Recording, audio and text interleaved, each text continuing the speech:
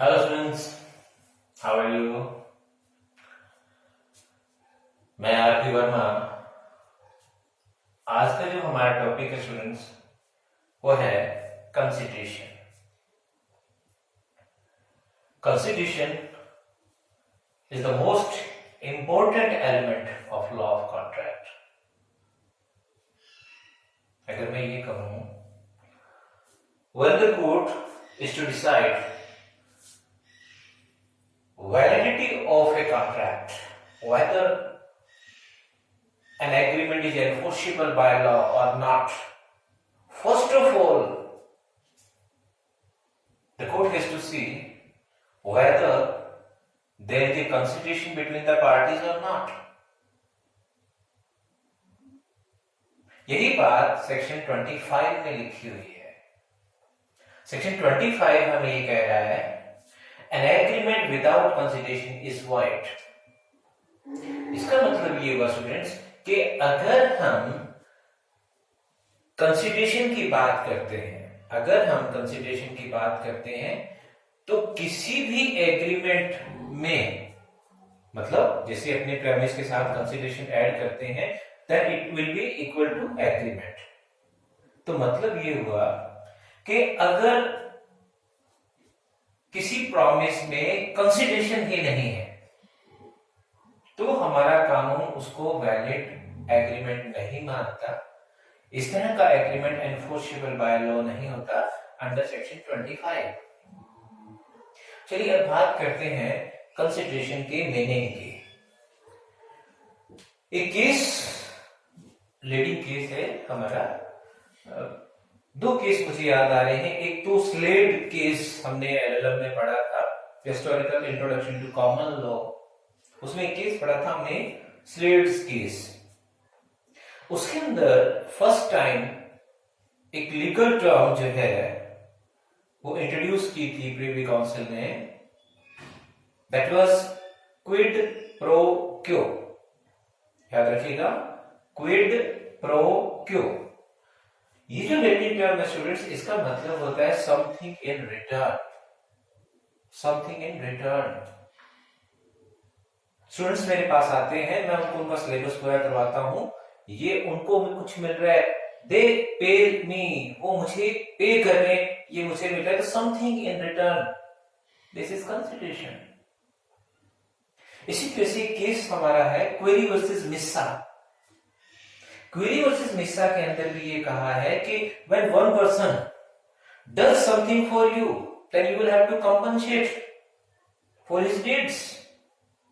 अगर आपके लिए कोई कुछ कर रहा है तो आप उसको कंपनसेट करो।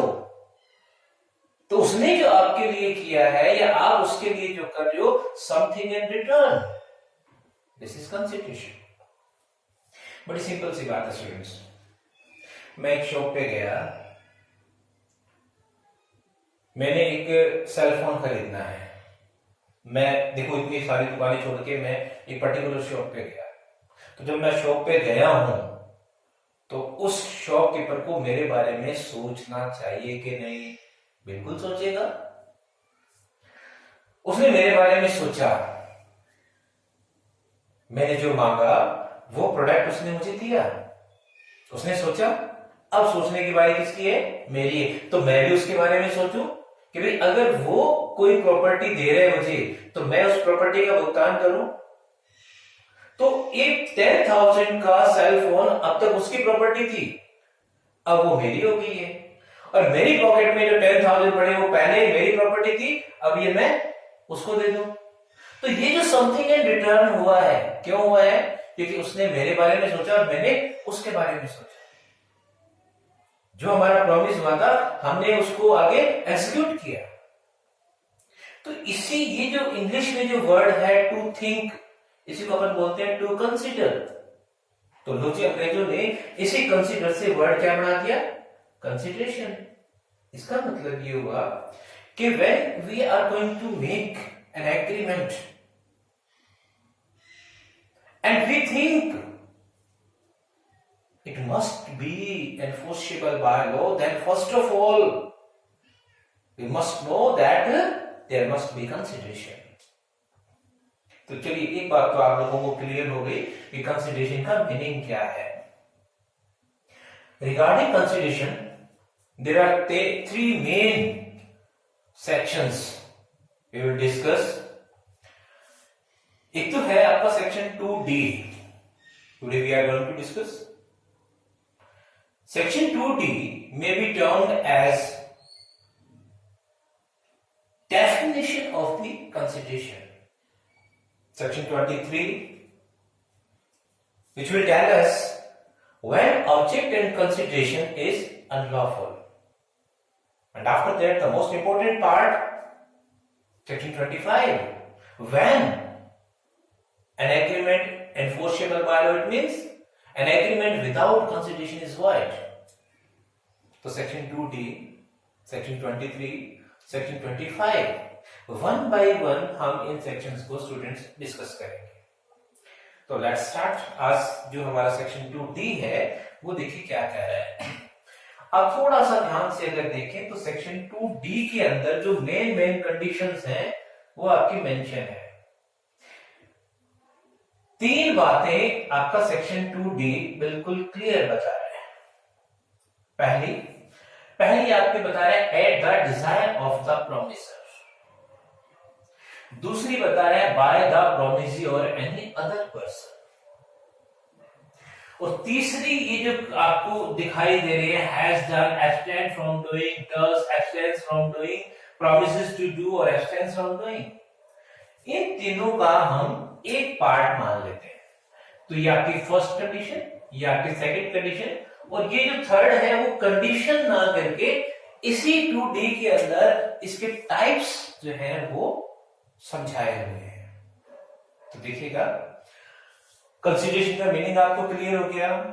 एग्जाम के पॉइंट ऑफ व्यू से क्विड प्रो क्यो, इस वर्ड को ध्यान रखिएगा, बहुत बार कॉम्पिटिशन्स में ये पूछा जा चुका है, जिसका मतलब होता है समथिंग इन रिटर्न। अब आते हैं 2D। तो 2D में देखिए सबसे पहले आपको बताया हुआ है at the desire of the promisor. अब देखिए यहां पे दो बातें हमें समझनी है। एक तो ये कि लॉ में eight the desire of the promisor क्यों लिखा हुआ है, बाय द प्रोमिसर क्यों नहीं लिखा हुआ। एक बात तो आपको ये समझनी है। दूसरा, यहां पे प्रोमिसर का मतलब क्या है। तो जो प्रपोजल का क्वेश्चन हमने किया तो उसमें भी आपने देखा कि जब अपन प्रपोजल करते हैं, one is called proposal and second one is जिसे प्रपोजल किया जा रहा है प्रपोजी।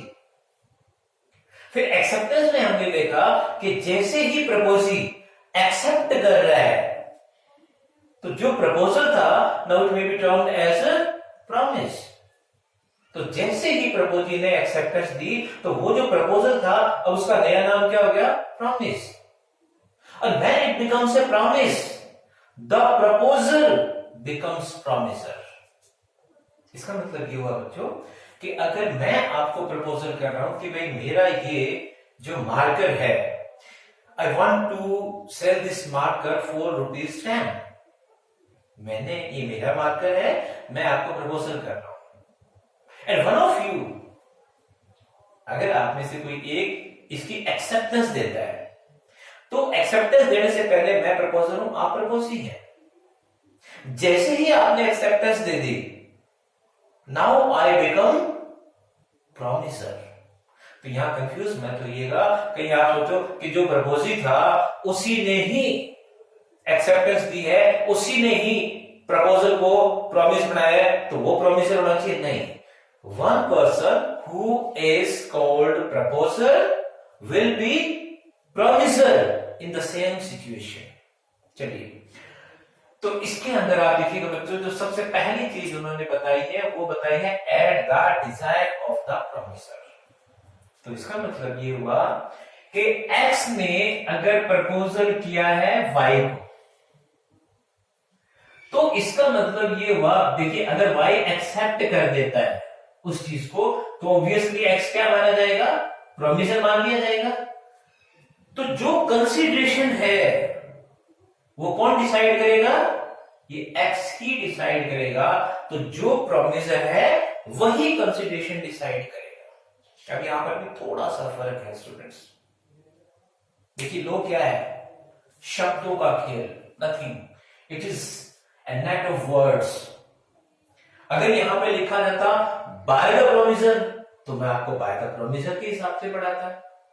अंग्रेजों ने यहां लिखा है at the desire of the provision तो मैं आपको उसके हिसाब से पढ़ाऊंगा। एक बार एक क्वेश्चन आया सीपीटी में, क्वेश्चन ये था स्टूडेंट्स कि एक्स जो है वो वाई के पास जाता है, it is nothing but mere an inquiry कि भाई साहब आपके पास बहुत सारे घोड़े हैं, आप कोई घोड़ा सेल करोगे क्या?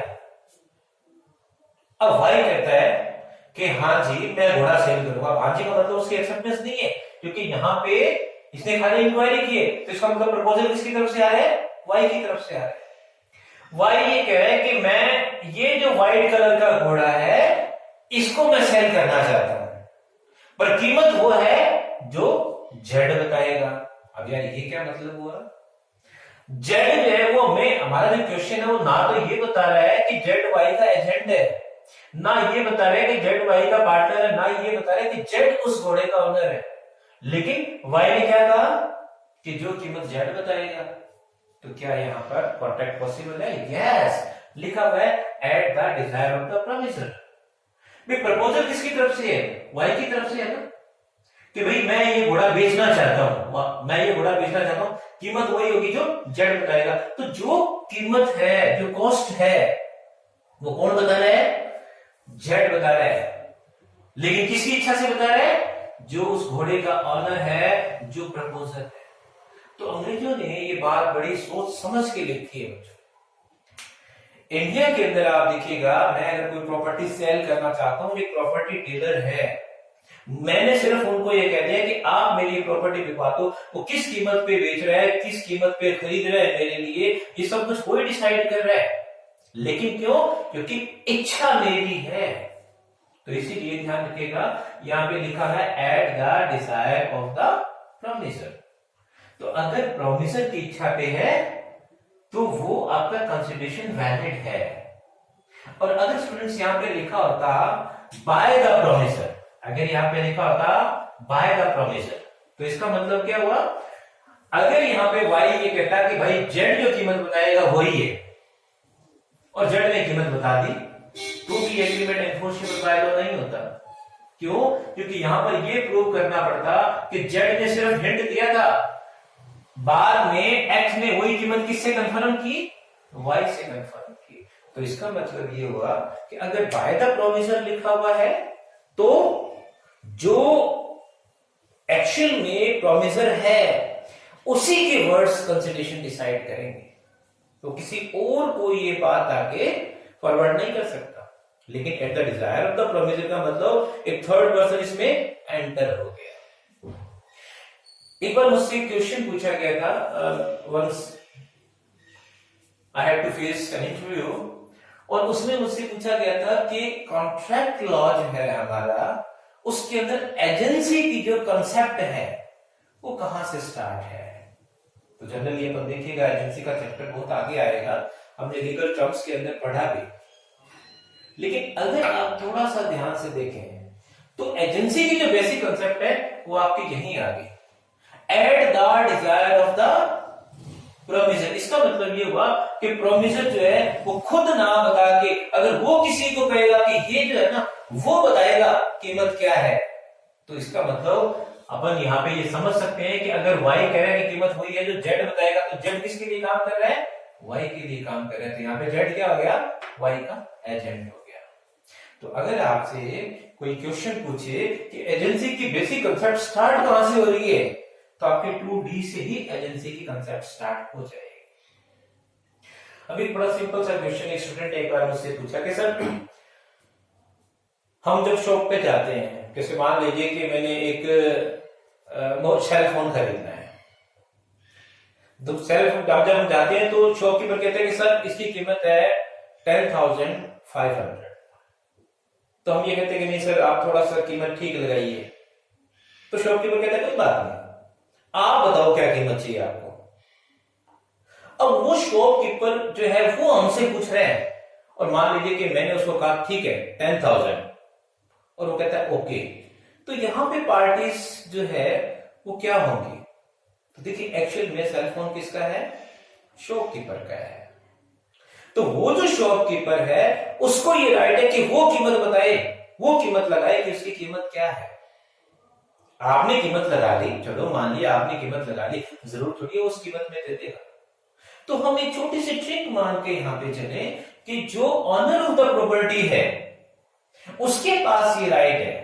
फॉर द टाइम बीइंग हम ये चीज समझ लें कि जो ऑनर ऑफ द प्रॉपर्टी है उसके पास ये राइट है उस प्रॉपर्टी की कीमत डिसाइड करने का, लेकिन वो खुद डिसाइड नहीं कर रहा, वो हमें कह रहा है।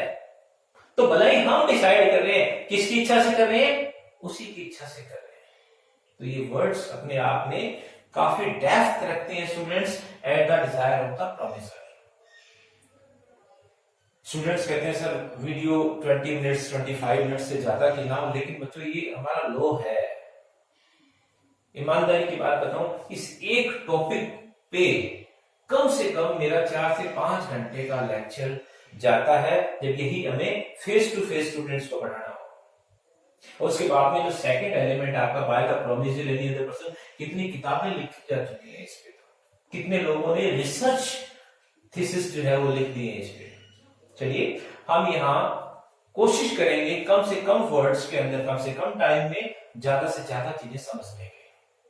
तो यहाँ पे आपको जो फर्स्ट आपकी हेडिंग है या फर्स्ट जो कंडीशन है, at the desire of the promisor, इसमें आपको एक केस पढ़ना है, दुर्गादास वर्सेस बलदेव। इसे अपन कलेक्टर वाला मामला भी याद कर सकते हैं। तो इसके फैक्ट्स जो हैं वो बहुत इजी हैं। कलेक्टर साहब जो है वो on behalf of the government जो है कुछ शॉप्स जो है वो बेच रहे हैं, उनमें से कोई एक शॉप मैंने खरीदनी है, तो मेरी जो डील हो रही है वो सीधा किसके साथ हो रही है, गवर्नमेंट के साथ, यानी कि कलेक्टर साहब के साथ हो रही है। तो जो भी डिसाइड होगा, जो भी टर्म्स एंड कंडीशंस होगी, वो प्रोमिसर कौन है, गवर्नमेंट है। तो वो गवर्नमेंट डिसाइड करेगी जो भी टर्म्स एंड कंडीशंस होगी। लेकिन होता क्या है कि गवर्नमेंट और मेरे बीच में एक कॉन्ट्रैक्टर आ जाता है, यूं समझ लीजिए एक प्रॉपर्टी डीलर आ जाता है, और वो मेरे सामने ये कंडीशन रखता है कि मैं आपको एक शॉप दिला दूंगा, आपको मुझे इतना कमीशन जो है वो पे करना पड़ेगा। मैंने कहा भी ठीक है मैं कर दूंगा। अब वो कमीशन ऐसा था जो कंटिन्यूअस में था, एक कीमत नहीं, बारी बारी उसको पे करना था, मंथली ईयरली इस तरह से कुछ पे करना था। मैंने उसने मुझे शॉप दिलाई, मैंने कुछ टाइम उसको वो कमीशन पे किया और उसके बाद में मैंने नहीं किया। तो एक क्वेश्चन अराइज हुआ कि यहां पे एक्चुअल में मेरी डील किसके साथ हुई थी, मेरी डील तो गवर्नमेंट के साथ हुई थी। वो जो प्रॉपर्टी डीलर था वो एक्चुअल में किसका एजेंट था, गवर्नमेंट का एजेंट था। तो क्वेश्चन ये उठता है कि यहां पे जो टर्म्स एंड कंडीशंस हैं, क्या उस एजेंट को कोई राइट है क्या टर्म्स एंड कंडीशंस का। तो आप सिंपल सी बात समझिएगा, मेरी एक्चुअल में डील किसके साथ हुई थी, गवर्नमेंट के साथ हुई थी। जो टर्म्स एंड कंडीशंस है वो किसके बिहार पे, किसकी डिजायर पे होनी चाहिए, गवर्नमेंट की डिजायर पे होनी चाहिए। और ये जो है वो प्रॉपर्टी डीलर कोर्ट में प्रूव नहीं कर पाया, तो वो केस हार गया। तो बड़ा इंटरेस्टिंग आपका केस है, पढ़िएगा, eight the desire of the promisor. एक लास्ट एग्जांपल मैं आपको और बताता हूं। मैं एक इंस्टीट्यूट में पढ़ा रहा हूं, मुझे लॉ ऑफ कॉन्ट्रैक्ट सब्जेक्ट दिया गया है कि सर आप ये सब्जेक्ट पढ़ाएंगे। क्लास के अंदर जो स्टूडेंट्स हैं वो मुझे कहते हैं कि सर कॉन्ट्रैक्ट तो हम आपसे पढ़ ही लेंगे, आप हमें लॉ ऑफ टोर्ट और पढ़ा दीजिए।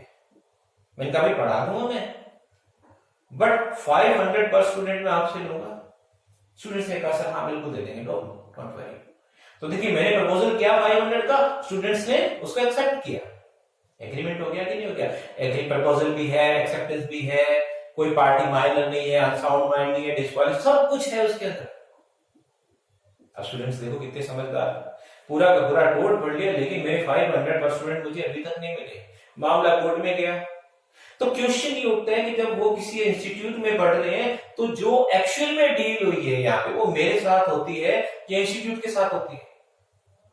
ऑब्वियसली मैं तो इंस्टीट्यूट में पढ़ा रहा हूं, तो मैं तो खाली एक एजेंट हूं।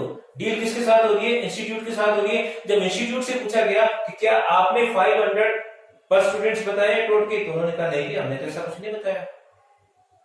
तो मैंने पढ़ा भी दिया, लेकिन मुझे मेरे मेहनत की कीमत नहीं मिलेगी, because I am not authorised to decide the consideration.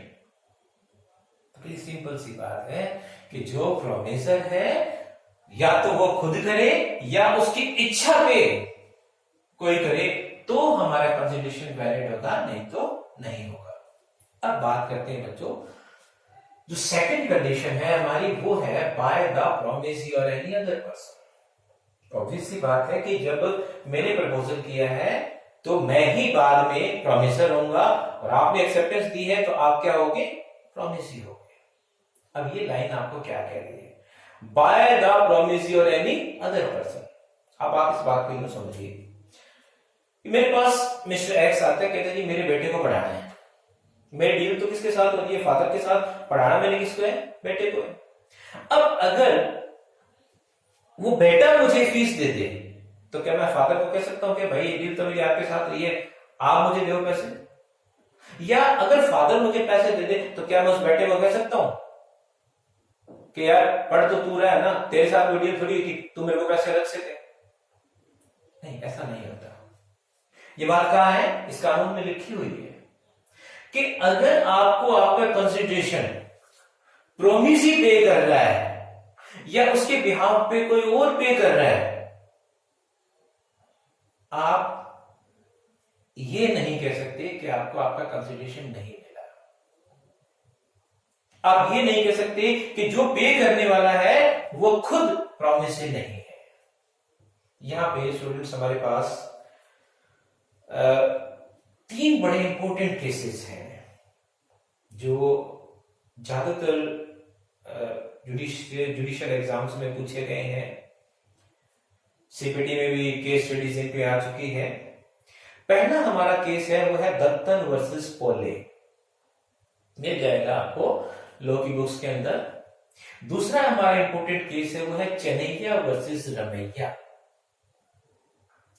और इन बिटवीन एक केस हमारे पास और था, ट्विटल वर्सेस एटकिंसन। तो मैं इनके फैक्ट्स आपको समझाता हूं। आज की क्लास थोड़ी सी हमारी लंबी हो जाएगी, पेशेंस रखें। दत्तन वर्सेस पोले का जो मामला है स्टूडेंट, ये आपका एक फर्स्ट केस था जिसमें इस कंडीशन को बहुत वाइडली एक्सप्लेन किया गया। केस के फैक्ट्स आप देखिएगा, फैक्ट्स कुछ इस तरह के थे स्टूडेंट्स कि एक्स जो है उसके घर में एक बड़ा सारा पेड़ है, वाई जो है वो इस एक्स की बेटी है, शादी की उम्र हो गई है, एक्स अपने बच्चे की शादी करना चाहता है लेकिन पैसे नहीं है। वो ये चाहता है कि घर में ये जो पेड़ खड़ा है कर दिया जाए तो कुछ पैसे आ जाएंगे, वो इस बच्चे की शादी में काम आ जाएंगे। ये बात पता लगती है जेड को। जेड कौन है, ये बड़ी सोचने वाली बात है। जेड जो है he is the son of x, x का ही बेटा है लेकिन अलग रहता है, मतलब उसी छत के नीचे है, उसी प्रीमाइस में है लेकिन बाप और बेटे अलग अलग हैं। क्योंकि कई बार स्टूडेंट्स ये पूछ लेते हैं कि सर ये ऐसा क्यों करेगा, ये ऐसा क्यों करेगा, तो मैं आपको पहले ही क्लियर कर देता हूं कि दोनों अलग अलग है। यहां पे ये बेटा समझिएगा ध्यान से, ये जो बेटा है अपने फादर को एक प्रपोजल कर रहा है। बस ये बात समझिएगा, ये अपने फादर को प्रपोजल कर रहा है कि भाई मैं आपको 10,000 दे दूंगा इस पेड़ के। देखिए फैक्ट्स जो है वो जरूरी नहीं आपको एज इट इज मिले, कुछ आपको समझाने के लिए मैं वर्ड्स बीच में। तो यहां पर जेड जो है वो कहता है कि मैं 10,000 रुपए आपको पे करूंगा, ये पेड़ आप मेरे को दे दो। फादर बोल क्या चाहिए, शुद्ध पैसों से मतलब है, कोई मर्जी ले पेड़। तो यहां पे फादर ने हाँ की, लेकिन अभी ये कॉन्ट्रैक्ट कंप्लीट नहीं हुआ। अभी आपको समझ लीजिएगा ये एक एग्रीमेंट टू सेल हुआ। क्यों, क्योंकि इनके बीच में जो ट्रांजैक्शन हुई उस ट्रांजैक्शन के अकॉर्डिंग जब लड़की की शादी होगी तब 10,000 रुपए जो है वो जेड एक्स को पे करेगा और पेड़ जो है वो किसका हो गया, जेड का हो गया। ये बात उन लोगों के बीच में डिसाइड है। अब आप देखिएगा, अनफॉर्चुनेटली वाई की शादी से पहले एक्स की डेथ हो गई, तो वाई अपनी मदर के साथ इस जेड के पास गई क्योंकि शादी का डेट तो फिक्स था। पैसों की भी जरूरत थी। तो ये जो है वो अपने इस ब्रदर के पास गई, ब्रदर शब्द तो अपने को यूज नहीं करना चाहिए, ये जेड के पास गई और उसे कहा कि भाई आपका एग्रीमेंट हुआ था और आप उसके अकॉर्डिंग जो है वो मुझे 10,000 पे करें, ये पेड़ आपका है ही। तो यहाँ पे जेड जो है वो ये कहता है भाई तो भाई तेरे को किस बात के पैसे दूंगे भाई, कॉन्ट्रैक्ट तो वहां होता है जब समथिंग इन रिटर्न हो रहा है, मैं तुझे किस बात के 10,000 रुपए दूं, तू मुझे कुछ दे रही है क्या? अपनी सिस्टर को ये बोल रहा है कि भाई आपकी तरफ से मुझे कोई रिटर्न है क्या, मैं किस बात का पेड़ दूं, किस बात के पैसे दूं मैं? ये मामला आपका कोर्ट तक पहुंच गया। तो कोर्ट ने ये कहा कि आप देखिए कि जब भी हम कोई कॉन्ट्रैक्ट करते हैं तो हमारे सामने दो टर्म आती है, एक आती है स्ट्रेंजर टू कॉन्ट्रैक्ट और एक आता है स्ट्रेंजर टू कंसिडरेशन। दोबारा समझिएगा बच्चों, मैं आपको डॉक्ट्राइन ऑफ प्रीविटी में लेके जा रहा हूं। दो टर्म्स हैं हमारे पास, दो लीगल एक्सप्रेशन है, एक है स्ट्रेंजर टू कॉन्ट्रैक्ट और एक है स्ट्रेंजर टू कंसिडरेशन। अब आप देखिएगा कोर्ट ने इस मामले में ये कहा कि जब ए और बी के बीच में कोई डील होती है, अब सी अगर उस डील को एग्जीक्यूट करवाना चाहे तो नहीं करवा सकता। ये बात जेड का जो एडवोकेट है उसने रखी कि साहब एक्चुअल में कॉन्ट्रैक्ट तो एक्स और जेड के बीच में हुआ था, ये वाई तो उस कॉन्ट्रैक्ट में हिस्सा ही नहीं थी, तो ये उस कॉन्ट्रैक्ट से स्ट्रेंजर थी और ये उस कॉन्ट्रैक्ट को एग्जीक्यूट नहीं करवा सकती। कोर्ट ने भी कहा यस, जहां पे स्ट्रेंजर टू कॉन्ट्रैक्ट, तो कोर्ट ने हमें समझाया, प्रीवी काउंसिल ने हमें समझाया कि यहाँ स्ट्रेंजर टू कॉन्ट्रैक्ट का मतलब क्या है कि भाई ए और बी के बीच में कोई डील हो रही है, उस डील को कोई भी थर्ड पर्सन, कोई भी थर्ड पार्टी एग्जीक्यूट नहीं करवा सकती। पहली चीज, this is called stranger to contract. अब दूसरी चीज कोर्ट ने क्या बताई? दूसरी चीज कोर्ट ने ये बताई कि when there is an agreement between two persons for giving benefit to a third person, then the third person cannot be termed as a stranger to contract। क्योंकि यहाँ पे इसका जो वकील है ना जेड का, वो ये कह रहा है कि साहब इसकी जेब से तो पेड़ ही निकल रहा है, इसकी जेब से क्या निकल रहा है, ये समथिंग इन रिटर्न तो होना चाहिए ना, ये हमारी जेब से 10,000 रुपए निकल रहे हैं, इसकी जेब से क्या निकलेगा? तो कोर्ट ये कहता है कि अब आप सेकंड थिंग समझिएगा बच्चों, कि अगर ए और बी के बीच में कोई डील हो रही है और वो सी के लिए हो रही है, तो भलाई कंसिडरेशन ए से बी और बी से ए को जा रहा है, सी से कुछ भी नहीं जा रहा, लेकिन वो किसके लिए हो रहा है? सी के लिए हो रहा है। तो सी यहां पे क्या है? सिर्फ और सिर्फ स्ट्रेंजर टू कंसिडरेशन है, आप उसे स्ट्रेंजर टू कॉन्ट्रैक्ट नहीं कह सकते। तो यहां पर ये जो जेड का वकील था ना, वो अपनी बात में फंस गया, क्योंकि किसी ने पहले ये कहा था कि साहब जो स्ट्रेंजर टू कॉन्ट्रैक्ट होता है वो कॉन्ट्रैक्ट को एग्जीक्यूट नहीं करवा सकता, और यहाँ पर कोर्ट में यही चीज प्रूव होगी कि बिल्कुल आप सही कह रहे हो, लेकिन ये जो बच्ची है ये स्ट्रेंजर टू कॉन्ट्रैक्ट नहीं है, ये सिर्फ क्या है? स्ट्रेंजर टू कंसिडरेशन है। तो याद रखिएगा बच्चों, हमारे पास जो सेकंड कंडीशन है बाय द प्रोमिसी और एनी अदर पर्सन, इसके अंदर दत्तन वर्सेस पोले का बड़ा इंटरेस्टिंग केस था आपका ये, और यहाँ पे ये जो लड़की है वाई जो है वो केस जीत गई। फिर इसी तरह का एक मामला आपका है चन्नैया वर्सेस रमैया का, इसके फैक्ट्स आप अपने आप पढ़ लीजिएगा, बड़ा इंटरेस्टिंग मामला है ये। थोड़ा सा ब्रीफ में मैं आपको बता दूं कि यहां पर भी एक लेडी थी और उसकी फैमिली में दो लोग और थे, ए और बी। यहां पे इन दो लोगों के बीच में एक डील होती है इसके लिए, और जब डील हो रही है इस बी को पता ही नहीं है कि डील किस लिए हो रही है। अब कल को ये एक्स की डेथ हो जाए तो क्या यहाँ पे ये बी इस कॉन्ट्रैक्ट को, इस डील को एग्जीक्यूट करवा सकते हैं? बिल्कुल करवा सकते हैं, क्योंकि यहाँ बी स्ट्रेंजर टू कॉन्ट्रैक्ट नहीं है, सिर्फ स्ट्रेंजर टू कंसिडरेशन है। तो इसके बिहाफ पे एक्चुअली में क्या है, आप देखिएगा, इसके बिहाफ पे एक्स ऑलरेडी जो है वो इसको कुछ ना कुछ कंसिडरेशन पे कर चुका है, तो आपको कंसिडरेशन मिलने से मतलब है चाहे प्रॉमिस दे रहा है या उसके बिहाफ पे कोई अदर पर्सन दे रहा है। अब यहाँ पे एक तीसरा बड़ा इंटरेस्टिंग केस आपका ट्विटर वर्सेस एटकिंसन का। जब आप दत्तन वर्सेस पोले का केस करेंगे, जब आप चन्नैया वर्सेस रमैया का केस करेंगे, और उसके जस्ट बाद में अगर आपके सामने ट्विटर वर्सेस एटकिंसन के फैक्ट्स रख दिए जाएं तो आंसर गलत हो जाएगा। क्यों? समझिएगा। ट्विटर वर्सेस एटकिंसन का जो केस था स्टूडेंट्स, उसके फैक्ट्स कुछ इस तरह के देखिएगा।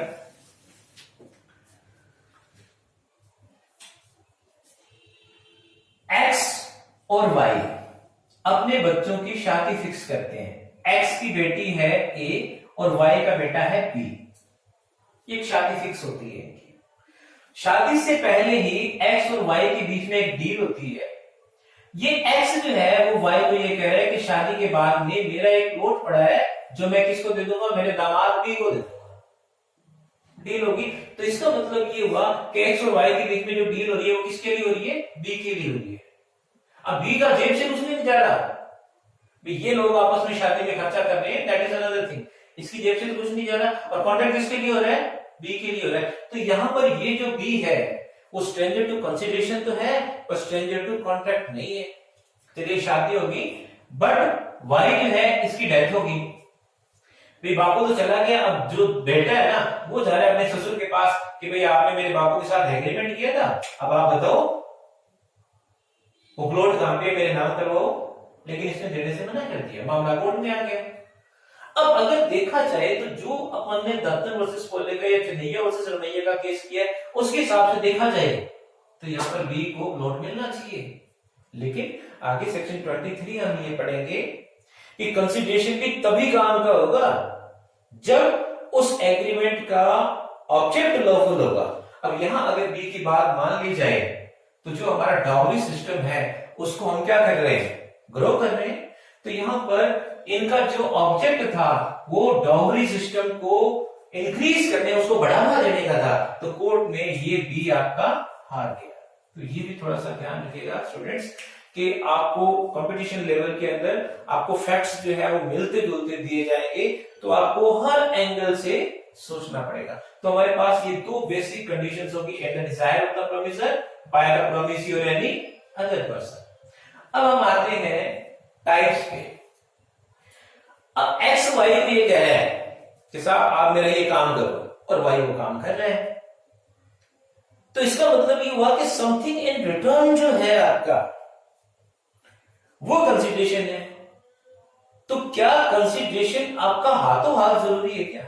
तो यहां पे आपके ये जो वर्ड्स हैं, has done, abstain from doing, does, abstains from doing, promises to do और एब्सटेन्स फ्रॉम डूइंग, ये जो आपके टर्म्स हैं ये एक्चुअल में आपके टाइप्स ऑफ कंसिडरेशंस बता रही है। तो देखिएगा यहां पे has done, abstain from doing, ये हमने पास्ट पार्टिसिपल यूज किया है, यानी कि परफेक्ट टेंस यूज किया है। तो परफेक्ट चाहे प्रेजेंट परफेक्ट हो चाहे भले पास्ट परफेक्ट हो, परफेक्ट का मतलब कि वो चीज हो चुकी है। इसका मतलब we are talking about past consideration. दूसरा डज एब्सटेन्स फ्रॉम डूइंग, अब देखिएगा एस या ये सब यूज कर रहे हैं, प्रेजेंट सिंपल टेंस हो गया, इसका मतलब ये आपका प्रेजेंट कंसिडरेशन है। प्रॉमिसेस टू डू, अभी प्रॉमिस किया है काम फ्यूचर में होगा, तो ये आपकी प्रॉमिसेस टू डू और एब्सटेन्स फ्रॉम डूइंग का मतलब क्या हो गया? फ्यूचर कंसिडरेशन हो गया। अब इनको हम एग्जांपल में समझ गए। भाई मैं एक शॉप पे गया, मेरे को एक सेल फोन पसंद आ गया, सेल फोन 20,000 का था, मेरे पास सिर्फ 10,000। दुकानदार कहते भाई साहब आप चिंता क्यों कर रहे हो, आप एक काम करो सारे पैसे आप मेरे को बाद में दे देना, आप सेल फोन ले जाओ।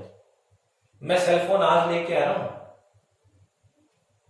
पैसे मैं दे रहा हूं 10 दिन बाद। तो जब 10 दिन बाद मैं पैसे दे रहा हूं तो जो ट्रांजेक्शन हुआ था वो तो 10 दिन पहले हो गया ना। ये क्या है?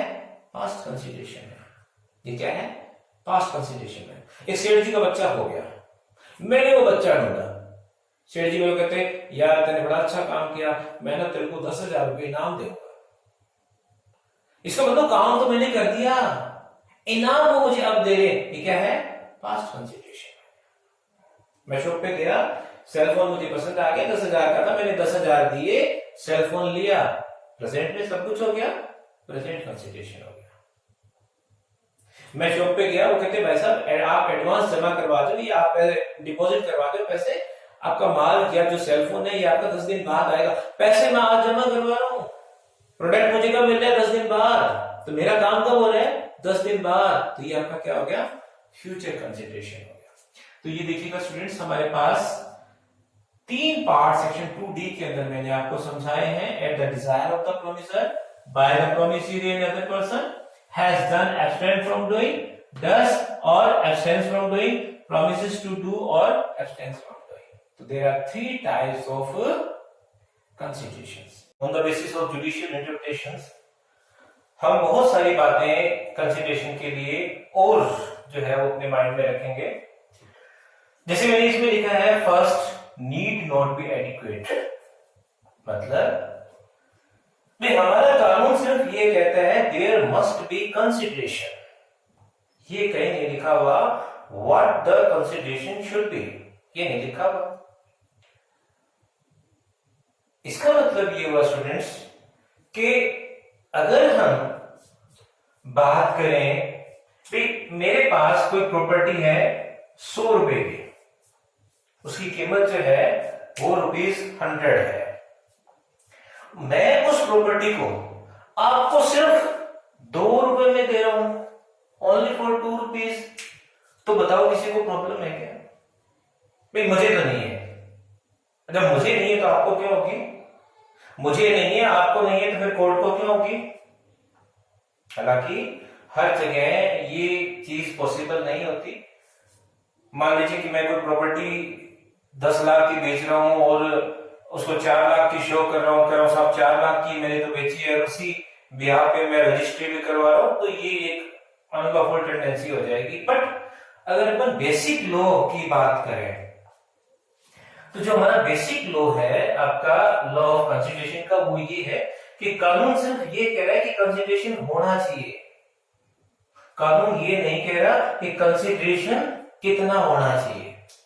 इसका मतलब ये हुआ कि भाई ये मेरा मकान है, मैं इसको रेंट पे दे रहा हूं, मैं 10,000 रेंट मांग रहा हूं, अगर आपको लेना है तो ले, नहीं तो मत लो।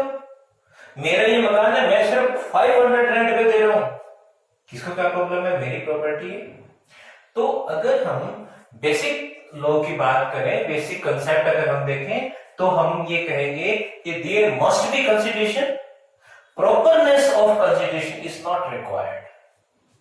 मैंने डॉक्यूमेंट्स तो नहीं देखे स्टूडेंट्स, लेकिन when I was doing my LLM, I completed my LLM from Jaya Narayana Vyas University, Jodhpur in 2004।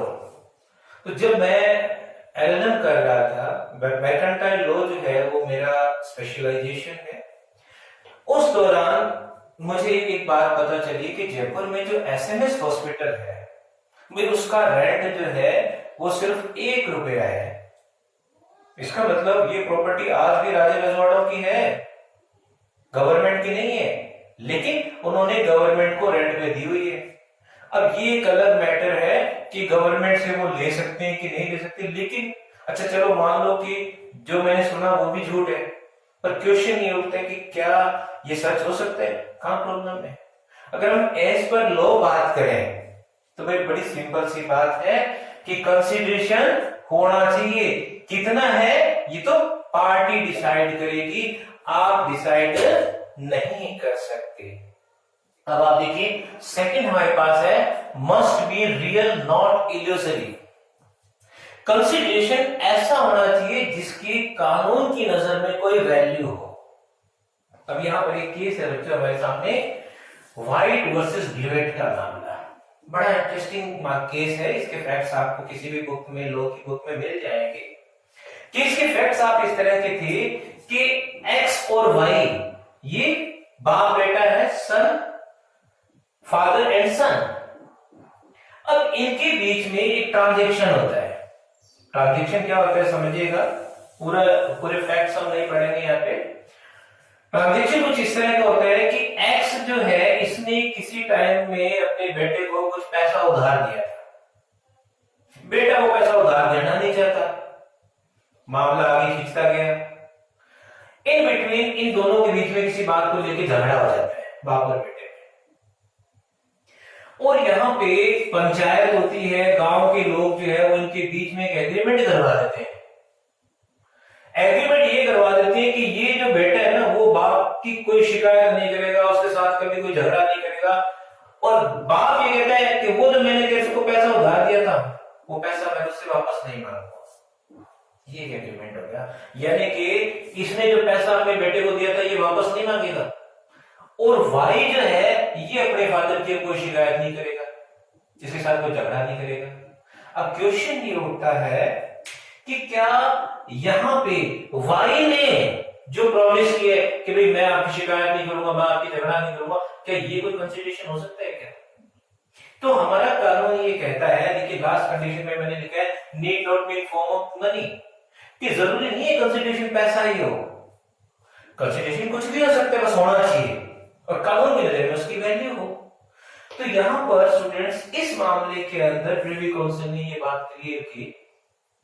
इस मामले में हमारे सामने जो जजमेंट आया वो ये आया कि अगर यहां पे वाई ये बात स्पेसिफाई कर देता कि किस बात को लेके इनका कोई प्रॉपर्टी का झगड़ा रहा होगा, किस बात को लेके ये अपने फादर से शिकायत नहीं करेगा, किस मामले को लेके ये झगड़ा नहीं करेगा, इसने तो इतना सा कह दिया कि मैं झगड़ा नहीं करूंगा, तो इसकी कानून की नजर में क्या वैल्यू है? तो अगर आप कोई इस तरह के स्टेटमेंट भी दे रहे हैं तो आपको उनको स्पेसिफाई करना पड़ेगा। अब जैसे मान लीजिए कि मैंने किसी मिस्टर एक्स को गाली निकाल दी, call names, I call names and he can sue me under law of defamation। भाई मैंने उसको बड़ा बड़ा कहा, उसको डिफेम किया, तो उसके पास कानूनन राइट है कि वो बेटा कोर्ट में जाए, लेकिन मैं उससे माफी मांग रहा हूं सबके सामने कि भाई मुझे माफ कर दे, मैं तुझे इतना कंपनसेशन देने के लिए तैयार हूं। तो मैं उसको लिख के दे रहा हूं कि मैं जो है वो आपको इतना कंपनसेशन दे रहा हूं, और वो मुझे लिख के देगा कि ठीक है जी आपने मुझे जो कहा था मैं माफ करता हूं, मैं इसकी कोई शिकायत कोर्ट में नहीं करूंगा। तो इसका मतलब उसने स्पेसिफाई किया कि नहीं किया? तो उसने ये जो लिखा है कि मैं आपकी शिकायत नहीं करूंगा, कोर्ट के अंदर नहीं जाऊंगा, तो उसने स्पेसिफाई किया, तो कानून की नजर में उसकी वैल्यू है, लेकिन इसने यहाँ पे ऐसा कुछ स्पेसिफाई नहीं किया। तो इसका मतलब ये हुआ कि कंसिडरेशन ऐसा हो जिसकी कानून की नजर में वैल्यू हो। उसके बाद में हम बात करते हैं students, must be more than existing obligation. इस पर बच्चों बहुत बार केस स्टडीज आ चुके हैं, क्लेट में भी ये क्वेश्चन पूछा जा चुका है, सिक्योरिटी में बहुत बार ये क्वेश्चन आया हुआ है। तो यहां पे आप देखिएगा ये कहना क्या चाहता है। तो यहाँ पे इस पॉइंट को समझने से पहले हम जो रामचंद्र वर्सेस कालू राजू के जो फैक्ट्स है वो देखें। मिस्टर एक्स जो है उसका कोई डिस्प्यूट है, उसने मिस्टर वाई को, मान लीजिए मुझे, एक वकील अपॉइंट कर दिया। मैंने कहा कि भाई मैं आपसे इस केस के 5,000 रुपए लूंगा। उन्होंने कहा ठीक है जी 5,000 रुपए हम आपको देंगे, एक डील होगी। अब ये केस चल रहा है, 2 दिन 4 दिन 10 दिन बाद एक्स मुझे क्या कहता है, वकील साहब अगर आप केस जीत गए ना तो मैं आपको 6,000 पे करूंगा। मैं बड़ा खुश हो गया, मैं केस जीत गया और मैंने उससे 6,000 मांगे, पर भाई ने मेरे को 5,000 ही दिए। अब क्वेश्चन ये होता है कि क्या मैं 1,000 ले सकता हूं? तो देखिए बच्चों लाइन समझिएगा ध्यान से, must be more than existing obligations. मैंने जो 5,000 रुपए लिए थे उसके अंदर मेरी ऑब्लिगेशन क्या थी? क्या मैंने केस उसका हारने के लिए लड़ा था या जीतने के लिए लड़ा था? चलो हार जाता हूं ये गलत मैटर है, पर मैंने लिया क्या सोच के था, हारने के लिए कि जीतने के लिए? तो केस को जीतने की जो मेरी ऑब्लिगेशन थी वो तो पहले ही 5,000 के अंदर कंप्लीट थी। क्या अगले 1,000 के लिए जो मैं एडिशनल 1,000 की डिमांड कर रहा हूं सिर्फ इसलिए कि उसने मुझे कहा था, वो बात छोड़िए, आप सिर्फ ये देखिए मैं on behalf of my self, क्या मैंने उस 1,000 के लिए कुछ अलग से ऑब्लिगेशन क्रिएट की क्या? मेरी जो ऑब्लिगेशन थी केस जीतने की, तो 5,000 में है। अब कोर्ट ये कहता है कि भाई अगर ये आपको 1,000 दे दे तो हमें कोई प्रॉब्लम नहीं है, लेकिन कानूनन हम आपको 1,000 नहीं दिलवा सकते, क्योंकि केस को जीतने की जो बात थी वो आपकी ऑब्लिगेशन तो 5,000 के अंदर कंप्लीट थी। अब आपकी तरफ से तो कोई ऑब्लिगेशन बढ़ी नहीं, भैया आपने कोई एक्स्ट्रा काम तो किया नहीं, तो हम आपको किसी भी तरह का फर्दर कंसिडरेशन नहीं दिलवा सकते। अब इसी तरह से आप देखिएगा, एक स्टूडेंट मेरे पास आता है कि सर मुझे आपसे लॉ पढ़ना है। मैंने कहा भाई मैं पढ़ा दूंगा, ये 10,000 लूंगा, बात फाइनल होगी। अब बताओ 10,000 में मैं उसको पढ़ा रहा हूं, तो मैं क्या सोच के पढ़ा रहा हूं कि बच्चा पास हो के फेल हो, बच्चे के अच्छे मार्क्स आए या रेस में पास हो। पढ़ा रहे हैं 1 घंटा मैं रोज बच्चे को टाइम दे रहा हूं। एक दिन स्टूडेंट मुझे कहते हैं सर मेरे अगर 60% मार्क्स आ गए ना तो मैं आपको 15,000 पे करूंगा। लो जी, बच्चे के तो 60 क्या 62% आ गए। क्वेश्चन ये उठता है कि क्या मैं एडिशनल 5,000 की बात कर सकता हूं? अगर बच्चा दे दे तो अच्छी बात है, वेल एंड गुड, पर क्या मैं कानूनन ले सकता हूं क्या? तो कोर्ट ये कहेगा कि भाई आपने 1 घंटे इस बच्चे को पढ़ाया, उस 1 घंटे के हिसाब से आपने 10,000 पहले डिसाइड कर दिए, तो आपकी जो ऑब्लिगेशंस थी वो तो आपकी कंप्लीट थी, उस 10,000 में सारी ऑब्लिगेशंस कंप्लीट थी। आपकी ऑब्लिगेशन तो बढ़ी नहीं, भी आपने ऑब्लिगेशन डिसाइड की, कंसिडरेशन डिसाइड किया। अब आपकी ऑब्लिगेशन तो बढ़ी नहीं तो कंसिडरेशन कैसे बढ़ सकता है?